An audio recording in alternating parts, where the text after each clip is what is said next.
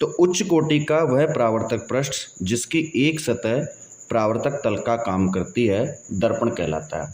उच्च कोटि का परावर्तक पृष्ठ जिसकी एक सतह परावर्तक तल का काम करती है दर्पण कहलाता है।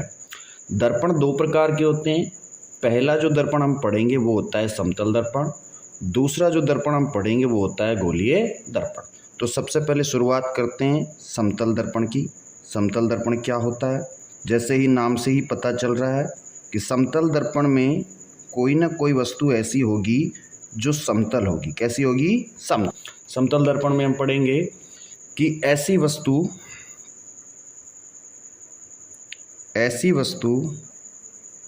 जिसकी एक सतह समतल हो या दोनों समतल हो या न सतह समतल हो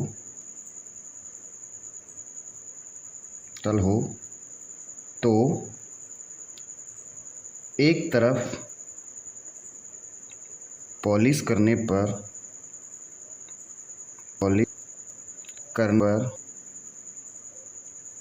दूसरी सतह परावर्तक तल काम करती है। दूसरी सतह परावर्तक तल का काम करती है। परावर्तक तल का काम करती है।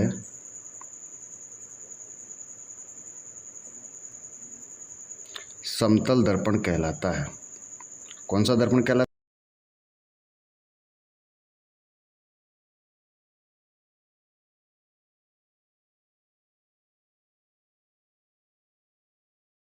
यहाँ हम एक समतल रेखा खींचे और एक तरफ हम पॉलिश कर देंगे।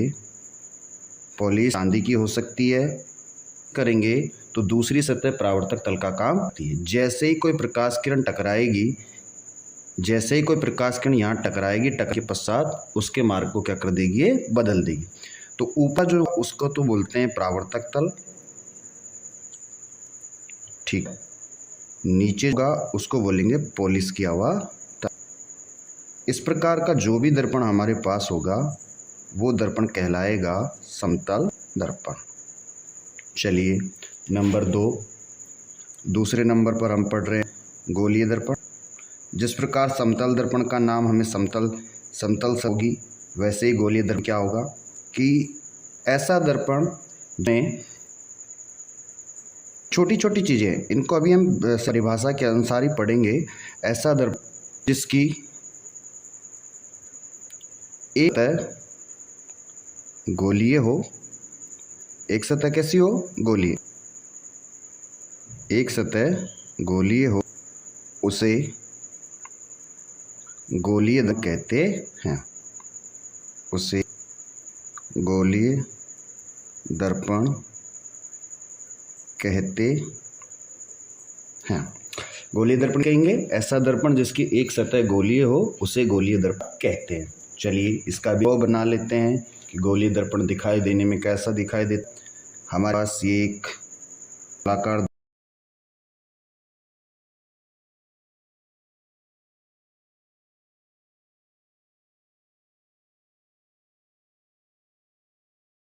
गोलाकार दर्पण है, ठीक है, जिसकी एक सतह, इसकी एक सतह को हम क्या कर देते हैं? पॉलिश कर देते हैं। तो दूसरी सतह जो होती है किसका काम करती है? परावर्तक तल का। ठीक, देखिए इस ड्रॉ को से देखिए, ये साइड वाला है, ये इसमें नहीं है तकपल, ये इसके पीछे है, लेकिन देखने पर हमसे दिखाई दे रहा है साइड में। ये इसके पीछे है, ये वाली जिसको हमने कर दिया है पॉलिश। ठीक है, पॉलिश किया हुआ और दूसरी तरफ क्या हो गया? परावर्तक। तो ऐसा दर्पण कहलाता है गोलीय दर्पण। चलिए समतल दर्पण हो गया, गोलीय दर्पण हो गया। अब गोलीय दर्पण दो प्रकार के होते हैं। पहला जो दर्पण है, देखिए ये दोनों इंपॉर्टेंट है। गोलीय दर्पण दो प्रकार के होते हैं। पहला जो दर्पण होगा उसको बोलेंगे अवतल है, दूसरा जो दर्पण होगा उसको बोलेंगे उत्तल दर्पण। दोनों में डिफरेंस क्या है अभी पता चल जाए। ठीक है, तो हम सब पहले लिखें, देखो समझते हैं, फिर उसके बाद में इसको ले इसकी परिभाषा देंगे कि क्या है समतल दर्पण और क्या होता है गोलीय दर्पण। चलिए आते हैं समतल दर्पण और गोलीय दर्पण पर। गोलीय दर्पण में रहे हैं अवतल। तो देखिए, जिस प्रकार मैंने कहा कि हमारे पास एक गोलाकार वस्तु होती है, इस गोलाकार वस्तु एक तरफ हमने पॉलिश कर दी तो दूसरी सतह कैसे बन जाए, परावर्तक। अब मैं कहता हूं कि इसको हम बीच में से काट देते हैं। जैसे ही हमने काट, क्या हमारे इस प्रकार की दो आकृति जाएगी, एक ऐसी और एक ऐसी। ठीक है, ये हमारा गोला दर्पण था और हमने कैंची की सहायता से काट लिया, ड्रॉ किया, तो एक साइड हमारे पास ऐसी हो जाएगी और एक साइड ऐसी हो जाएगी। ठीक है, इसमें करेंगे अगर हम अंदर वाली सतह को, कौन सी सतह को, अंदर वाली सतह को पॉलिश कर दें, ठीक, तो इसमें बाहर वाली जो सतह किसका काम करेगी, परावर्तक तल का। ठीक है, वेरी गुड। और जैसे अगर मैं बाहर वाली सतह को पॉलिश कर दूं तो कौन सी सतह परावर्तक तल का काम करेगी, अंदर वाली सतह। सर जो जिस तरफ हम पॉलिश कर दें उसके दूसरी तरफ क्या होती है, परावर्तक तल। तो ऐसा दर्पण जिसमें अंदर की सतह को हम पॉलिश करेंगे तो बाहर की सतह इसका काम करेगी, परावर्तक तल का। दर्पण तो कहलाएगा आपका उत्तल दर्पण। ठीक है, और वह दर्पण जिसमें हम बाहर की सतह को पॉलिश करेंगे तो अंदर वाली सतह परावर्तक तल का काम करती है, परावर्तक तल का काम करती है। ऐसा दर्पण कहलाता है अवतल दर्पण। ठीक है, डिफरेंस पता चल गया आपको कि वह दर्पण जो बाहर की सतह परावर्तक तल का काम, बाहर की सतह को अगर हम पॉलिश कर देंगे तो अंदर की सतह परावर्तक तल का काम करती है, वह दर्पण तो कहलाता है अवतल दर्पण। और वह दर्पण जिसमें अंदर की सतह को हमने पॉलिश कर दिया तो बाहर की सतह परावर्तक तल का काम करती है, उसको मैं उत्तल दर्पण। ठीक है, आगे बढ़ परिभाषाएं लिख लेते हैं इनकी कि क्या परिभाषा इनकी होती है।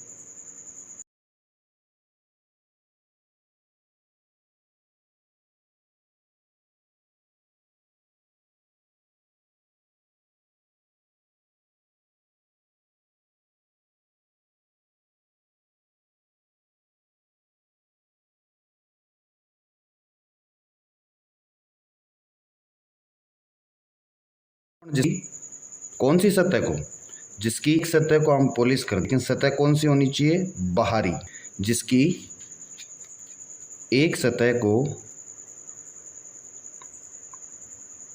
पॉलिश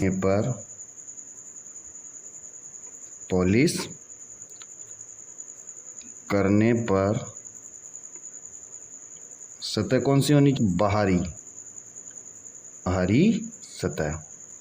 तो एक सतह को पॉलिश करने पर दूसरी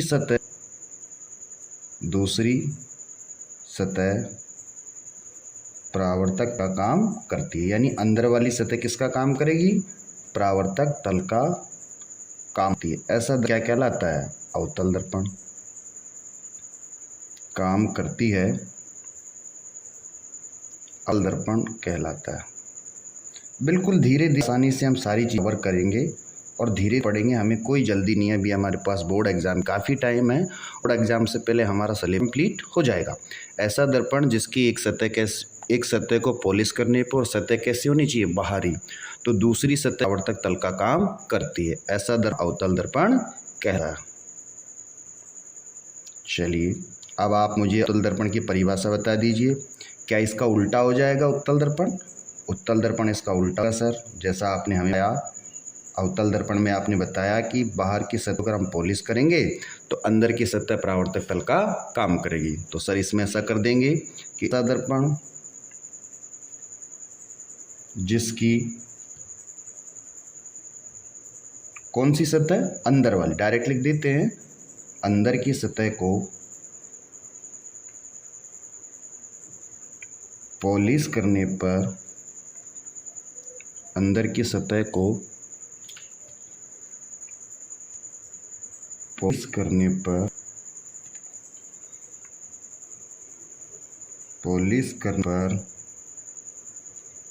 बाहर की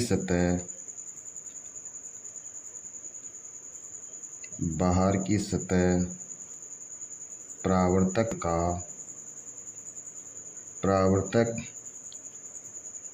तल का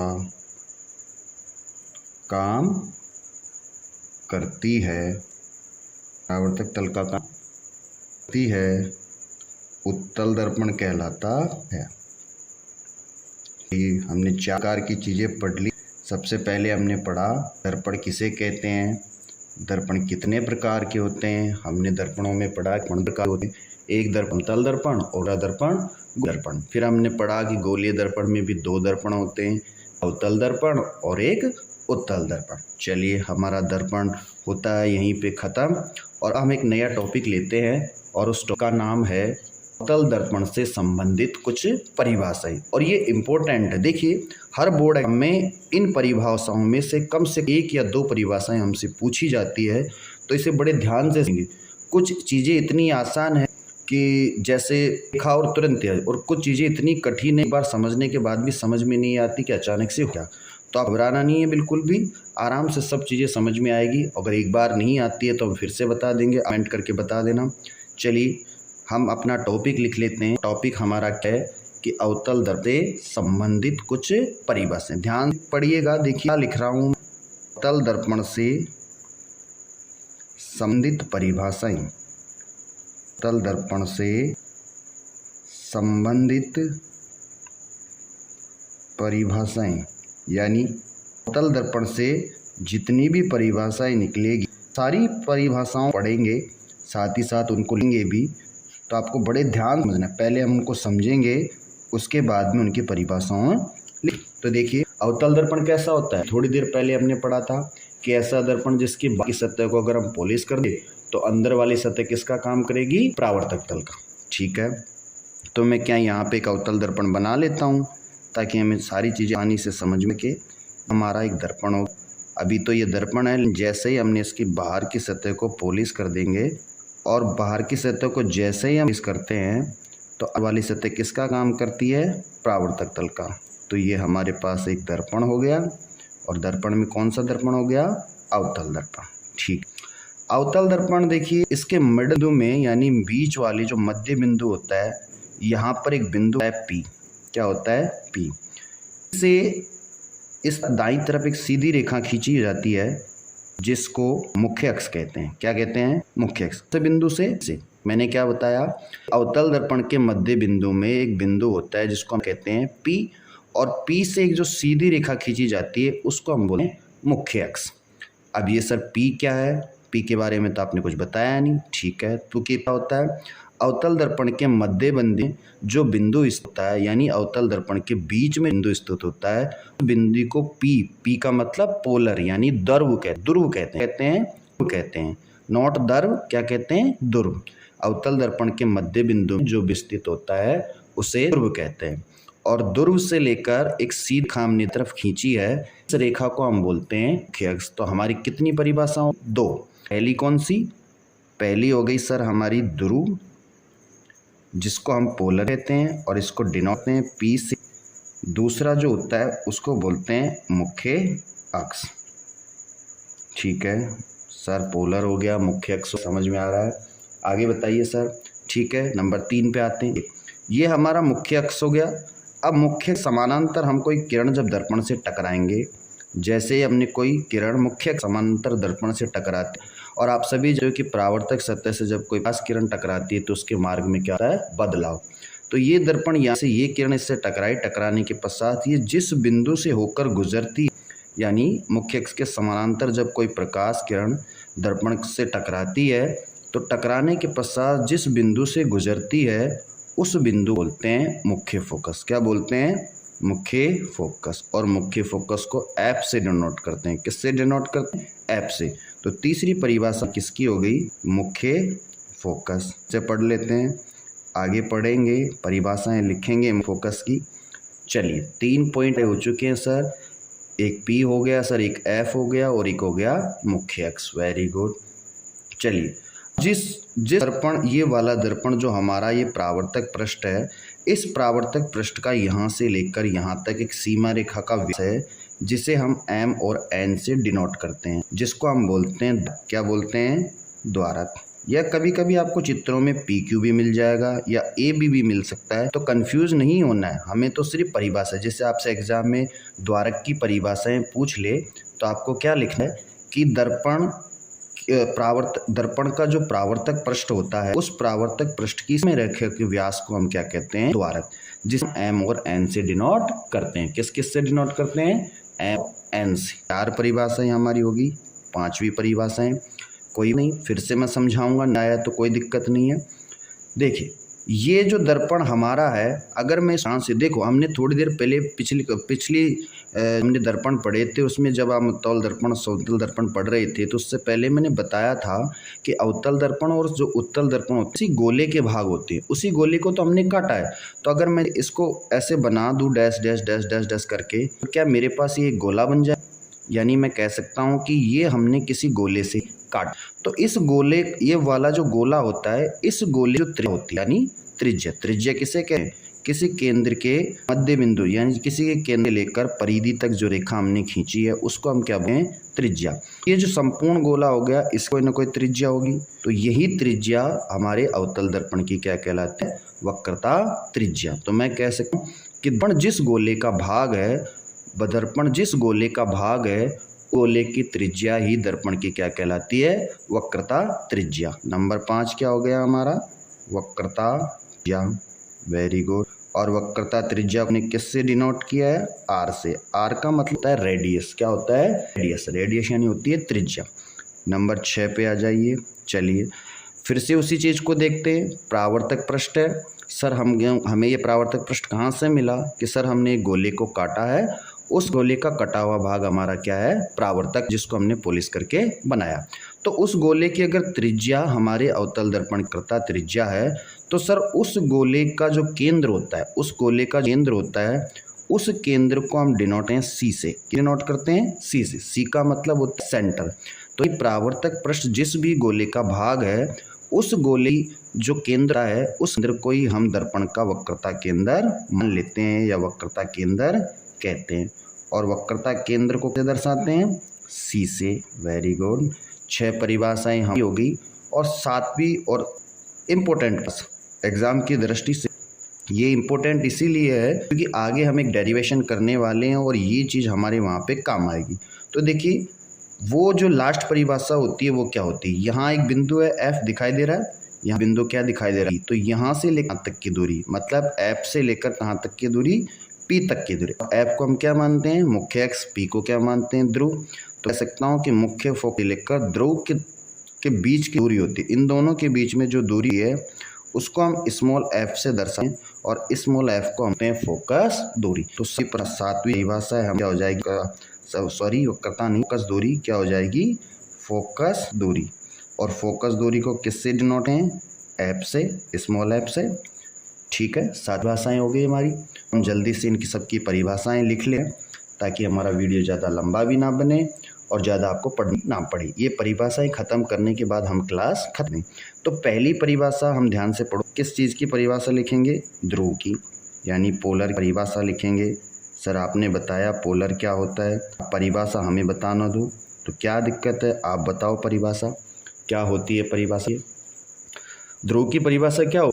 हमारा परावर्तक पृष्ठ है, औतक पृष्ठ क्या है हमारा? और n। तो सर जो हम परावर्तक पृष्ठ है उसके मध्य बिंदु में एक छोटा सा बिंदु स्थित होता है, यानी उसके बीच में एक बिंदु स्थित है, उस बिंदु कहते हैं ध्रुव। क्या कहते हैं? ध्रुव। परावर्तक पृष्ठ का, किसका? परावर्तक का। और परावर्तक पृष्ठ क्या? m। परावर्तक पृष्ठ का मध्य बिंदु परावर्तक का मध्य बिंदु दर्पण का क्या कहलाता है? ध्रुव। दर्पण का ध्रुव कहलाता है। परावर्तक पृष्ठ का मध्य बिंदु दर्पण का क्या कहलाता है? ध्रुव कहलाता है। और इसको किससे डिनोट करते हैं? P से। इसे P से दर्शाते हैं। किससे दर्शाते हैं? P से। चलिए हमारी एक परी कंप्लीट। किसी को कोई प्रॉब्लम यहाँ तक? Very good. किसी को कोई प्रॉब्लम नहीं है? चलिए दूसरी परिभाषा हम किसकी लिखेंगे? नंबर 1 पे हमने ध्रुव लिखा, नंबर 2 पे हम क्या लिखेंगे? मुख्य अक्ष। और मुख्य अक्ष देखिए चित्र को ध्यान से, आसानी समझ में आएगा, कोई दिक्कत नहीं है। सर मुख्य अक्ष हमने माना था कि जो दर्पण का हमारे दर्पण का P बिंदु होता है, उस P बिंदु से तरफ एक सीधी रेखा खींची होती है। इस सीधी रेखा को हम क्या मानते हैं? मुख्य अक्ष। मैं कह सकता हूँ कि दर्पण के P बिंदु से खींची गई रेखा। अब ये रेखा किसी भी खींच सकते हैं हम, लेकिन हमने खींची कहाँ पे? खींची गई रेखा दर्पण का मुख्य अक्ष कहलाती। दर्पण का मुख्य अक्ष कहलाती है। मुख्य अक्ष कहलाती है। चलिए, दो परिभाषाएं। अब मुख्य अक्ष के लिए सर कोई बिंदु, जैसे ध्रुव के लिए P है, वैसे मुख्य अक्ष के बिंदु है, तो मुख्य अक्ष के लिए कोई बिंदु नहीं है, इसलिए हम मुख्य अक्ष को सीधा हिंदी में अक्ष पढ़ते हैं। नंबर 3 पे आ जाइए। तीसरा क्या है सर हमारा? तीसरा जो हमारा बिंदु था उसका नाम है सर मुख्य फोकस, और ये इम्पोर्टेंट भी है। ये क्यों इम्पोर्टेंट है? क्योंकि बार बार जब भी मैं चित्र बनाऊँ, सामने डायग्राम बनेंगे, तो ये बार, इसीलिए इसे बड़े ध्यान से समझना है। क्या है मुख्य फोकस? कि सर जो हमारा परावर्तक पृष्ठ है, ध्रुव हमने पढ़ लिया, कर्ता और मुख्य अक्ष हमने पढ़ लिया, और मुख्य अक्ष के बाद हम पढ़ रहे हैं मुख्य फोकस। तो हमने देखा कि मुख्य अक्ष के समानांतर हमने एक प्रकाश किरण किससे टकराई? दर्पण से, और दर्पण टकराने के पश्चात मुख्य अक्ष के समानांतर कोई प्रकाश किरण किससे टकराई? दर्पण से, और दर्पण से टकराने के बाद जिस बिंदु से गुजरती है उस बिंदु को हम क्या कहते हैं? मुख्य फोकस। तो हम लिख देंगे कि मुख्य अक्ष के समानांतर मुख्य अक्ष के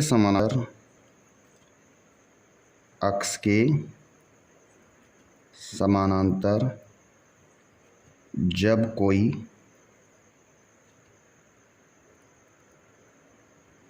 प्रकाश किरण,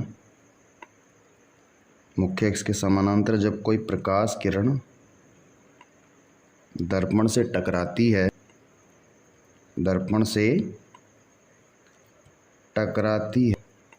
समझ में तो आ रहा है ना आप सभी को? Very good. सब से टकराती है तो टकराने के पश्चात यानी टकराने के बाद जिस बिंदु से गुजरती है, जिस बिंदु से होकर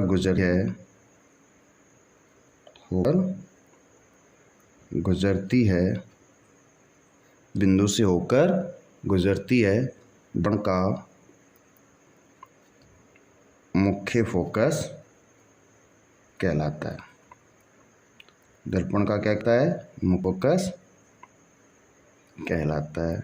ठीक है सर हमने 3 परिभाषाएं हमने पढ़ ली है। ध्रुव की परिभाषा हमने पढ़ ली, मुख्य अक्ष की परिभाषा हमने पढ़ ली, मुख्य फोकस की परिभाषा हमने पढ़ ली। नंबर 4 ने क्या पढ़ा? द्वारक। और के बारे में हमने क्या पढ़ा? कि जो दर्पण सीमा परावर्तक पृष्ठ होता है, उस परावर्तक पृष्ठ की सीमा रेखा का जो व्यास होता है, जिसे हम M और N से डिनोट कर रहे हैं, M और N से। देखिए चित्र को देखिए, M और N ये परावर्तक पृष्ठ है, और इस परावर्तक पृष्ठ का ये वाला यहाँ से लेकर तक सीमा रेखा का एक व्यास बना हुआ है। इस व्यास को हम बोलते हैं द्वारक। तो द्वारक में क्या लिखेंगे कि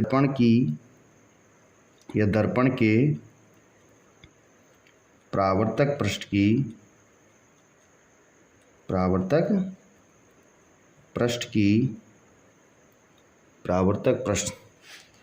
दर्पण के परावर्तक पृष्ठ की सीमा रेखा के व्यास को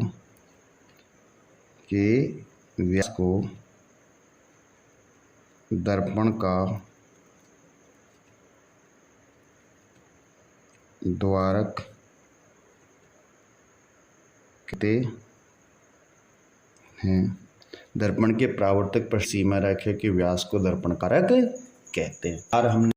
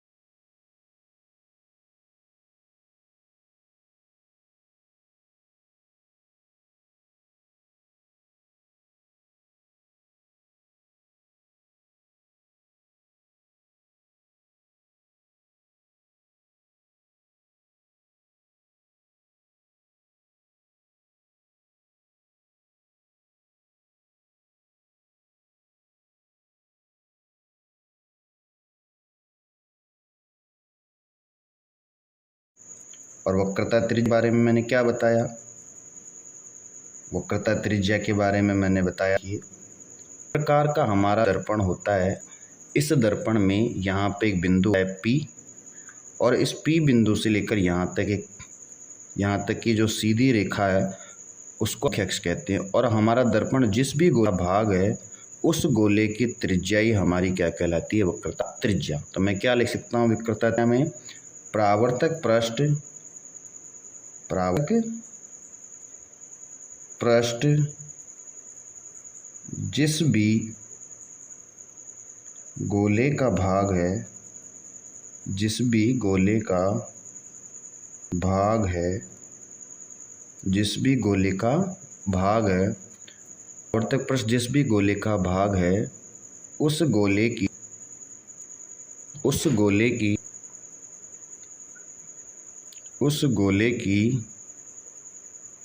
त्रिज्या, उस गोले की त्रिज्या वक्रता त्रिज्या कहलाती है। वक्रता त्रिज्या कहलाती है। ठीक है। अगला, जिसको हम किससे डिनोट करते हैं? वक्रता त्रिज्या को हम किससे डिनोट करते हैं? आर से। आर का मतलब क्या होता है? रेडियस। इसको अक्सर आर से दर्शाते हैं। इसको अक्सर आर से दर्शाते हैं। अगला हम क्या पढ़ने वाले हैं? 6, वहाँ हम पढ़ने वाले वक्रता केंद्र। वक्रता केंद्र में देखिए क्या पढ़ने वाले, ये इम्पोर्टेंट है इस साल की दृष्टि से। इसके आगे इम्पोर्टेंट लगा लेंगे ताकि हम जब भी मैं कभी पढ़े ये ध्यान में रहे कि इम्पोर्टेंट है हमारे लिए। तो वक्रता केंद्र क्या होता है? जिस प्रकार से हमने वक्रता त्रिज्या की परिभाषा निकाली, वैसे ही देखिए वक्रता केंद्र की निकालेंगे कि हमारे पास ये दर्पण है सर, इस दर्पण का ये बिंदु P होता है, और ये जो दर्पण हमारा परावर्तक जिस भी का है उस गोले का जो मध्य बिंदु होता है, उस मध्य बिंदु को हम क्या बोलते हैं? C। क्या बोलते हैं? C। तो मैं कह सकता हूँ कि परावर्तक पृष्ठ जिस भी गोले का भाग है, जिस भी गोले का भाग है, परावर्तक पृष्ठ जिस भी गोले का भाग है उस गोले का केंद्र ही वक्रता केंद्र कहलाता है। वक्रता केंद्र कहलाता है। और बताइए वक्रता केंद्र को दर्शाते हैं? से, अक्सर C से। और वक्रता केंद्र को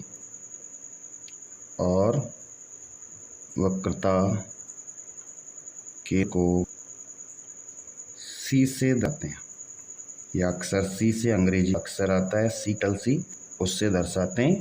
अच्छा लगता है सुनने में, कैपिटल। और नंबर 7, आखिरी हमारी इस क्लास की आखिरी परिभाषा, और वो क्या है कि सर हमने लास्ट में पढ़ा था फोकस दूरी। फोकस दूरी क्या होती है? फोकस दूरी में हमने पढ़ा सर कि हमारा जो दर्पण होता है, ये वाला इस प्रकार का हमारा दर्पण होता है, इसके मध्य में एक बिंदु P होता है। यहाँ ये जो सीधी रेखा होती है बिल्कुल सीधी होती है, और मुख्य अक्ष के समानांतर जब कोई किरण गुजारते हैं तो वो बिंदु मुख्य फोकस से होती है। तो मुख्य फोकस से लेकर P बिंदु बीच की दूरी, उसको हम बोलते हैं फोकस दूरी। क्या बोलते हैं? फोकस। तो मेरी परिभाषा क्या हो जाएगी कि क्या बोलेंगे? ध्रुव तथा फोकस के बीच की दूरी, मुख्य फोकस के बीच की दूरी, ध्रुव तथा फोकस के बीच की दूरी फोकस दूरी कहलाती